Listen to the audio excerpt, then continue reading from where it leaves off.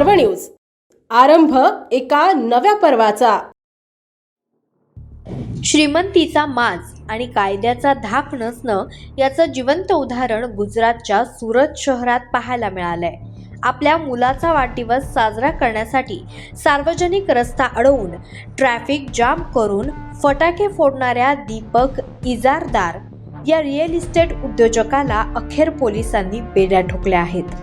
अटक झाल्यानंतरही या उद्योजकानं मी सेलिब्रिटी आहे असं स्पष्टीकरण दिल्यानं सर्वत्र संताप व्यक्त केला जातोय. सुरतच्या ड्युमस रोडवर ही घटना घडली आहे. उद्योजक दीपक इजारदार यानं आपल्या मुलाच्या वाढदिवसानिमित्त एका कथेचे आयोजन केले होते.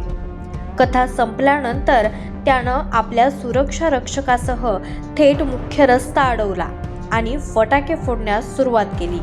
यामुळे रस्त्याच्या दोन्ही बाजूंना वाहनांच्या लांबच लांब रांगा लागल्या. सोशल मीडियावर व्हायरल झालेल्या व्हिडिओमध्ये दिसतंय की मागे उभे असलेल्या एका कार चालकाने रस्ता रिकामा करण्यासाठी हॉर्न वाजवला.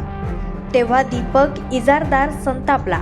त्यानं हातातील जळत्या फटाक्यांचे तोंड थेट त्या कारच्या दिशेने केलं आणि चालकाला शांत बसण्याचा इशारा देत धमकावलं.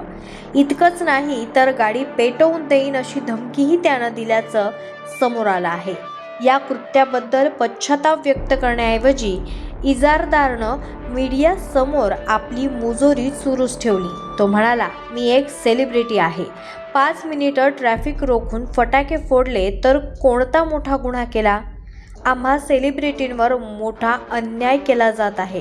त्यानं आपल्या कृत्याचं समर्थन करताना म्हटलं आहे की जर कार चालकाला जाऊ दिलं असतं आणि पेट्रोलनं पेट घेतला असता तर लोकांचा जीव गेला असता, म्हणून मी त्यांना थांबवले होते. हे प्रकरण गृहराज्यमंत्री हर्ष संघवी यांच्या मतदारसंघातील असल्यानं पोलिसांनी याची गंभीर दखल घेतली आहे. सार्वजनिक शांततेचा भंग करणं, रस्ता अडवणं आणि लोकांना धमकावल्याप्रकरणी ड्युमस पोलिसांनी 58 वर्षीय दीपक इजारदार याला अटक केली आहे.